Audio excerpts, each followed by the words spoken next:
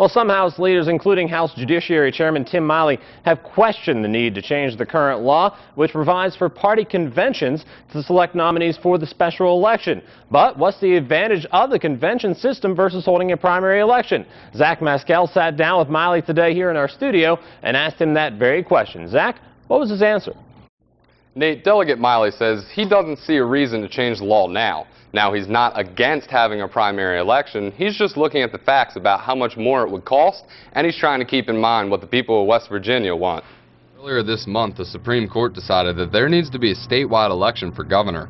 They say a Senate president cannot act as governor any longer than 1 year. A current law says in this case you would have a party convention. This is where delegates who get elected to go to state conventions vote on their nominees, which is then followed by a general election.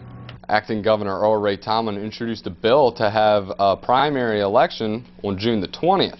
Now, the Judiciary Senate passed this. Next week it moves to full Senate to see where it goes from there. And some people are supportive of doing so, and some people are philosophically opposed to changing the rules in the middle of the game. They want to follow the law as it is. Miley mentioned whoever wins this election will only be our state's governor for 1 year, as the 2012 elections are just around the corner. Having this year's general election will already cost millions, and to have a primary election will add millions more to the price tag. It would be cheaper for the state to require or to keep the law as it is and allow the parties to nominate their representatives by party conventions. The bill is now in the hands of the Senate Finance Committee, who will decide if it moves on to the House of Delegates. Miley says, however, it all comes down to one thing. Of all, we have to find out and do what's in the best interest of West Virginia.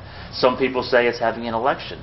Other people say that just tears the party and divides the party and makes for a very rancorous election season with a lot of nasty, negative TV commercials.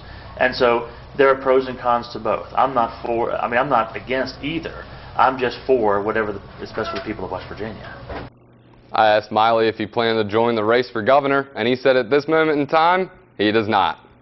For more information on all the controversies surrounding the governor's spot, log on to our website, WDTV.com. For 5 News, I'm Zach Maskell.